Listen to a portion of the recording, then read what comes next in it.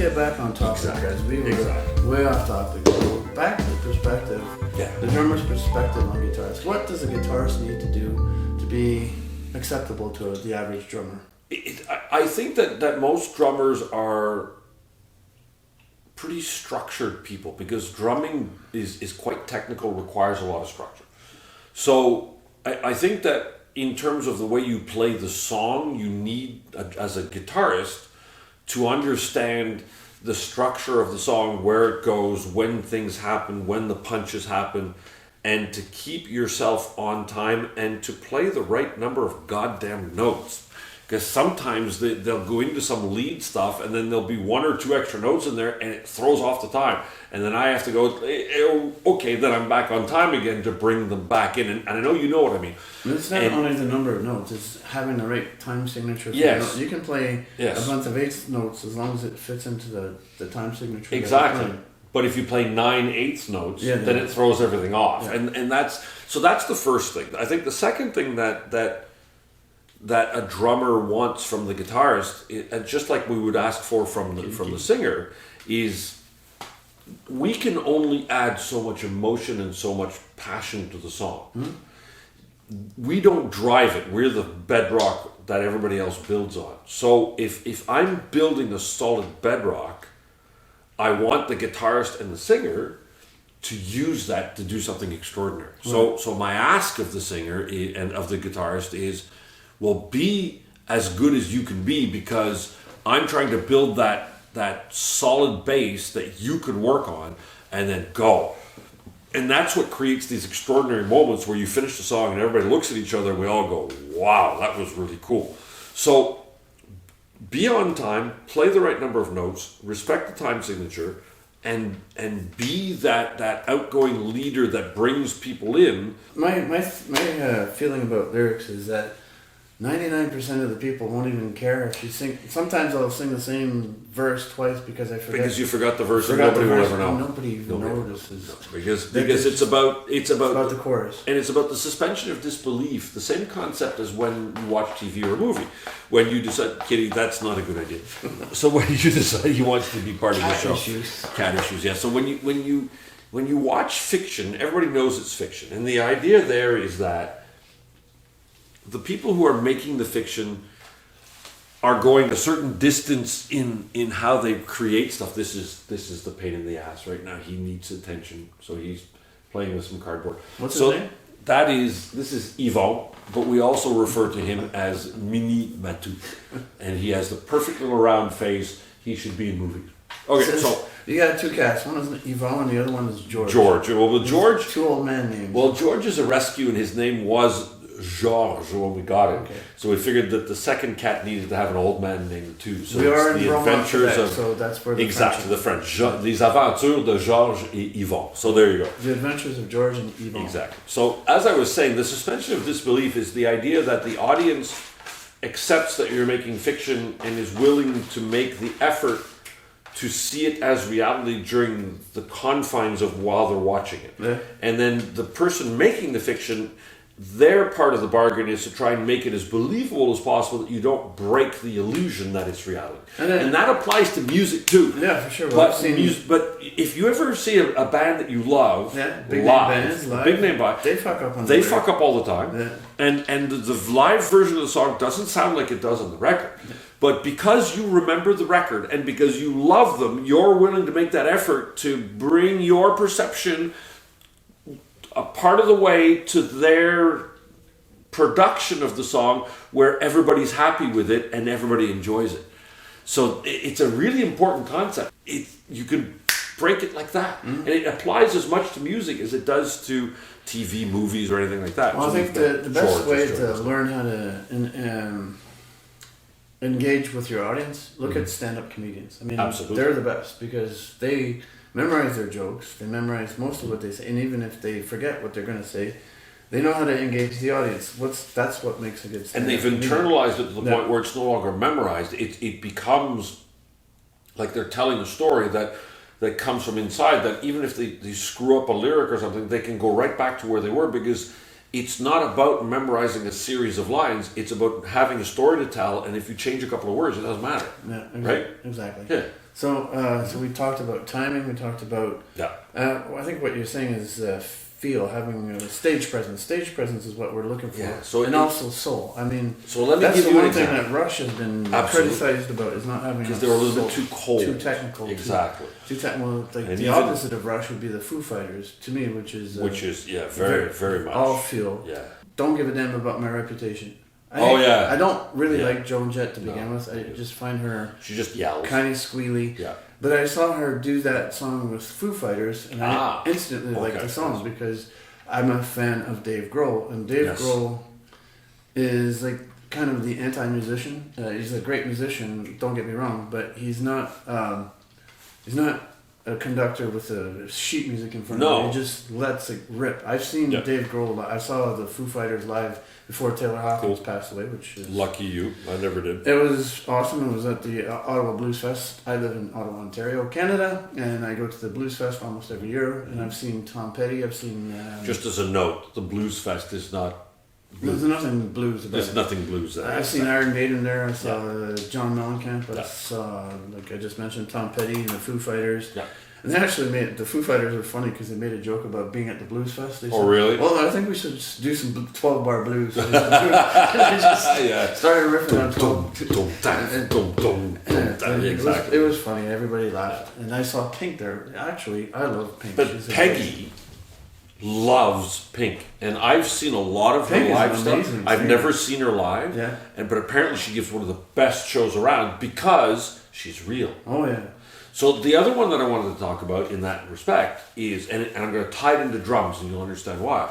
Is my lifelong favorite band is what? Metallica. I'm a freak.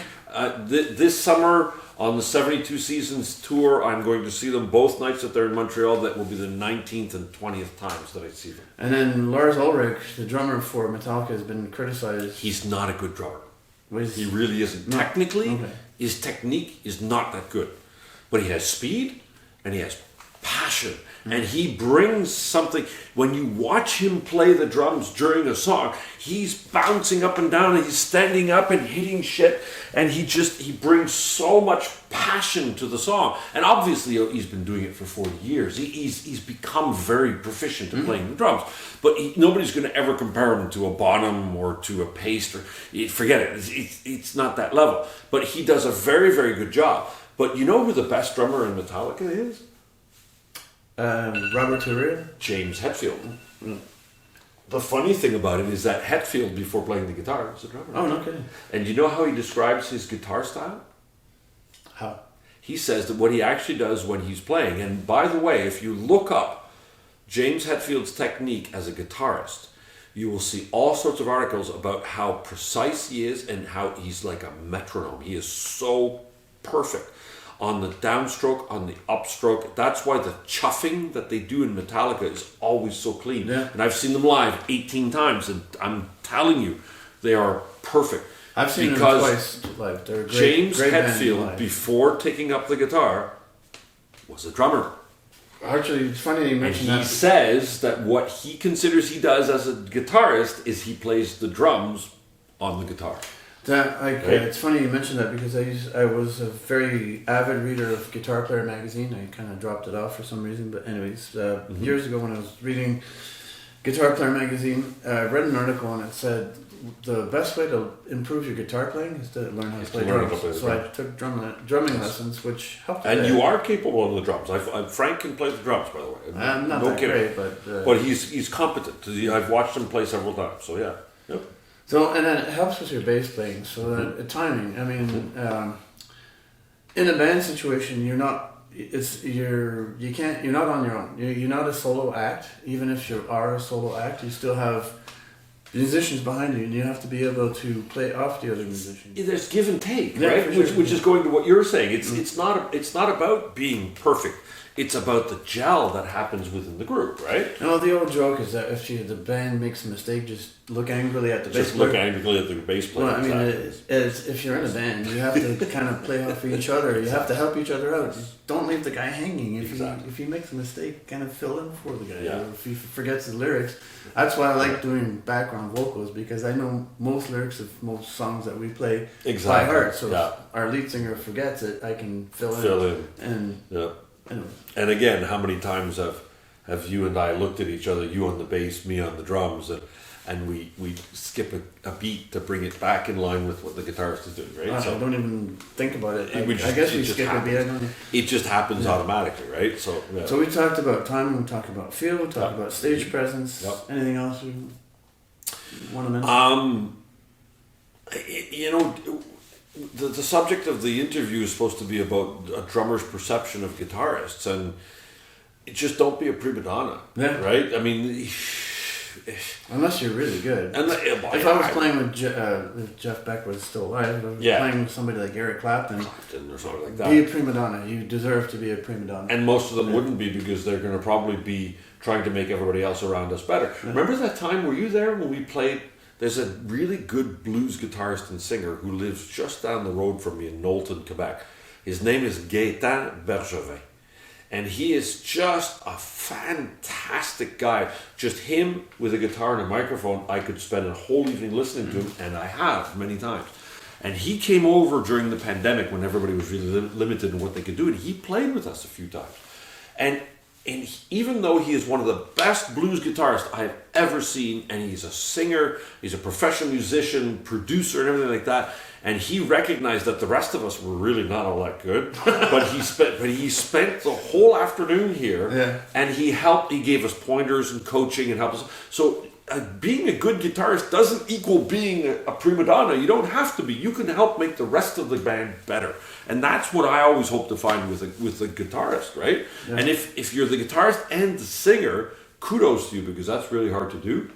My issues with bands that have singers that only sing, like for example, Steven the Doors, Tragically Hip, and other kinds of bands, is that when you try to imitate their songs as a singer guitar player, absolutely, you can't, it's very difficult. That they're not really on time. And Pearl Jam, worst. Because Pearl Jam, the singer goes off and does all these weird shit and then comes back in, because his timing bedrock is laid down, that the singer knows they can go off on these wild flights of fancy, because when they decide, it's time to come back, they just listen to the guys on the drums and the bass. So, okay, that's where they are, and I'll just come back in right there, and then because they know we're going to save their ass. Yeah.